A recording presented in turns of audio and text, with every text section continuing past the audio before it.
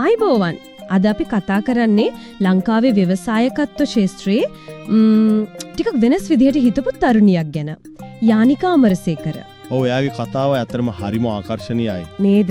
UC Berkeley, Imperial College London වගේ තැන්වල හොඳට ඉගෙනගෙනත් අර සාමාන්‍ය 9 to 5 ජොබ් එකකට යන්නේ නැතුව තමන්ගෙම දෙයක් සිල්වා අයල් කියලා ව්‍යාපාරයක් පටන් ගන්න හිතුවේ ඇයි? ඒක තමයි යාගේ තිබුණු විශේෂත්වය. එයාට වයස 25යි.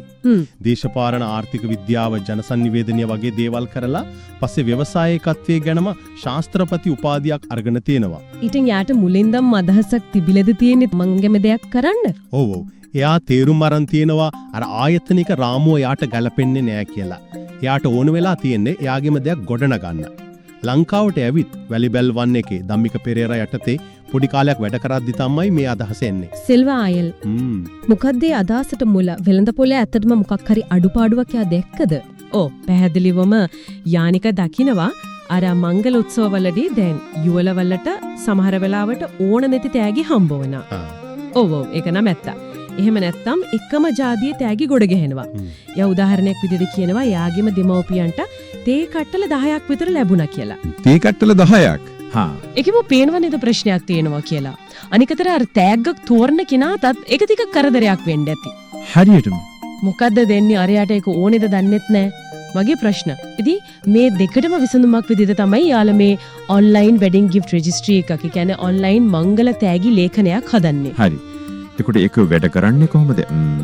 යුවලටයි අමුත්තන්ටයි දෙගොල්ලන්ටම කොහොමද ඒක ලේසි වෙන්නේ? ක්‍රියාවලිය හරිම සරලයි ඇත්තරම.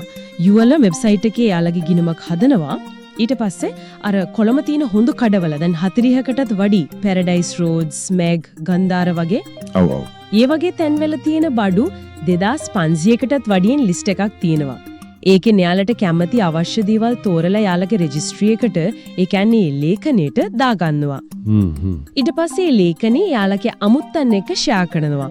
අමුත්තන්ට පුළුවන් ඒක බලලා කැමති තෑග්ගක් ඔන්ලයින්ම ගන්න. සිල්වා අයිල් එකේ නික ලස්සනට පැක් කරලා යුවලට ඕන දවසක ගිහින් දෙනවා. ඒක නම් හරිම ප්‍රැක්ටිකල්. අනවශ්‍ය තෑගිත් නෑ. අමුත්තන්ටත් ලේසි. හැබැයි 2019 අගදී පටන් අරන් ටික දවසකින් නේද අර ලොකුම ප්‍රශ්නය ආවි COVID-19. ඔව්. ඒක තමයි ලොකුම අභියෝගය වුණේ. ව්‍යාපාරය පටන් ගත්තා විතරයි මංගල උත්සව ඔක්කොම කැන්සල් වුණා. කල් ගියා. හිතා ගන්න පුළුවන්. ආදායමක් එන්න විදිහක් නැති වුණා. ඇත්තටම හිත වැටෙන්න පුළුවන් තත්ත්වයක්. හැබැයි යානික එක දිහා බැලුවේ හරි. මේක plan B එකක්. ඒ කියන්නේ විකල්ප සැලැස්මක් දාන්න හොඳම වෙලාව කියලා. ඒක නම් දක්ෂකමක්. මොකද්ද එතකොට මේ plan B එක? එහෙම තමයි සිල්වායිල් ගිෆ්ටිං කියන සේවාව යාලා පටන් ගන්නෙ. ඒක අර වෙඩින් රෙජිස්ට්‍රි එකට විතරක් සීමා නොවි ඕනම කෙනෙක්ට ඕනම අවස්ථාවක තෑගි යවන්න පුළුවන් සේවාවක් විදිහට. ඒ කියන්නේ රෙජිස්ට්‍රි එකට වඩා ටිකක් පුළුල් දෙයක්. ඔව්. මුලින්ම මෙයාලා හිතුවේ අර පිටරට ඉන්න ලාංකිකයන් ලංකාවට තෑගි යවන්න පාවිච්චි කරයි කියලා. ඒත් දැන් ලංකාවෙත් ගොඩක් ජනප්‍රියයි. මොන වගේ තෑගිද ගිෆ්ටිං සේවාවෙන් දෙන්න පුළුවන් වෙන්නේ? සාමාන්‍ය දේවල් තියෙනවා කේක්, මල්, ලස්සන තැටි වගේ. ඊට අමතරව එයාලා අත්දැකීම් තෑගි කරනවා. ඒක ටිකක් අලුත් දෙයක්. අත්දැකීම් ඒ කොහමද? උදාහරණයක් විදිහට වයින් ටේස්ටිං වගේ දේවල්, අර ලුණු ගංග වගේ තැනක හයි ටී එකක්, සතියාන්ත ට්‍රිප්, යෝගා ක්ලාස්, ඒ වගේ අමතක නොවන අත්දැකීමක් තෑගක් විදිහට දෙන්න පුරුව. ඒක නම් නියම අදහසක්. අර බඩු ගොඩ ගැහෙනවට වඩා කොච්චර වෙනස්ද? ඉතින් මේ ගමනේදී ව්‍යවසායිකාවක් විදියට එයා ඉගෙන ගත්ත දේවල් මොනවද? අලුතින් මේ ශාස්ත්‍රයට එන කෙනෙක්ට එයා මොනවද කියන්නේ? එයා දකින්න එක ලොකු අභියෝගයක් තමයි අර පාරිභෝගික හැසිරීම වෙනස් කරන එකේ අමාරුව. ඔව් ඒක නම් හැමෝටම තියෙන ප්‍රශ්නයක් නේද? ඔව්. අර පාරෙන් ටුක් ටුක් නවත්තගෙන හිටපු අයට රයිඩ් ෂෙයාරින් ඇප් එකකට හුරු වෙන එක අලුත් දෙයක් වුණා වගේ මේ ඔන්ලයින් රෙජිස්ට්‍රි කියන එකට අලුත් නිසා ඒකේ තියෙන පහසුව මිනිසුන්ට තේරුම් කරවන්න ඉවසීමයි දිගට මේ ගැන කියන එකයි ඕන කියලා කියනවා. ඇත්ත. ඒකට කාලයක් යනවා. ඒ වගේම යා කියනවා අර පුද්ගලික මට්ටමින් සංවේදී වෙන ගමන්ම අවශ්‍ය තැනදී දැඩි තීරණ ගන්න එකේ බැලන්ස් එක හදාගන්න ඉගෙන ගත්තා කියලා. සමහර වෙලාවට අර අමාරු කතා බහ මගහැරියන ගතියක් තිබුණත් ඒකට මුහුණ දෙන්න පුරුදුනා කියලාත් කියනවා. අලුත් අයට දෙන උපදෙස් මොකද්ද? ප්‍රධානම දේ තමයි කඩිසර වීම, එජයිල් කියන්නේ එකට. ඒ කියන්නේ ඉක්මනට වෙනස්කම් වලට හැඩ ගැහෙන්න පුරුවන් වෙන එක. සහ යථාර්ථවාදී වීම.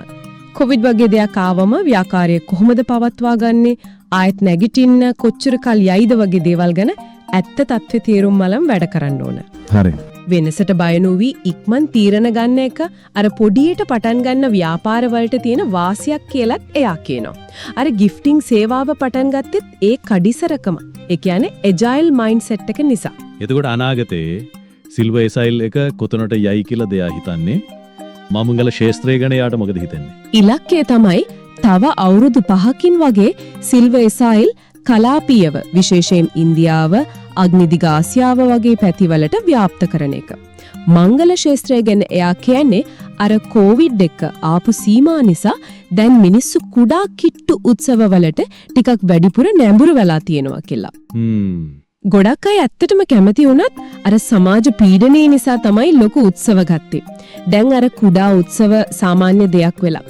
ඒ වගේම ඔන්ලයින් රෙජිස්ට්‍රි වල තියෙන ප්‍රායෝගික බව නිසා ඒ කියන්නේ Tamanට ඕන දේම තෝරගන්න පුළුවන් නිසා ඒවා මිනිස්සු දැන් මැඩියෙන් බාර ගන්නවා කියලා එයා දකිනවා.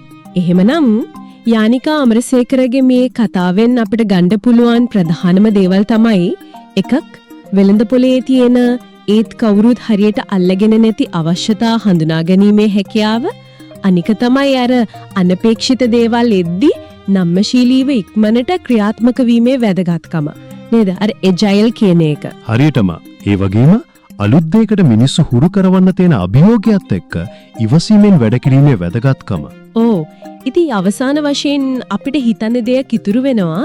යානිකා කියන විදිහට මේ කුඩා මංගල උත්සව ප්‍රායෝගික තෑගිදීමේ ප්‍රවණතාවය ඩිජිටල් විසඳුම් එන්නෙන්නම සාමාන්‍ය වෙන මේ කාලේ ශ්‍රී ලංකාවේ අර සමහර වෙලාවට තියෙන ලොකු උත්සව සාම්ප්‍රදායික තෑගිදීම වටා බැඳුණු සමාජ පීඩනයන් ඉස්සරහට කොහොම වෙනස් වෙයිද?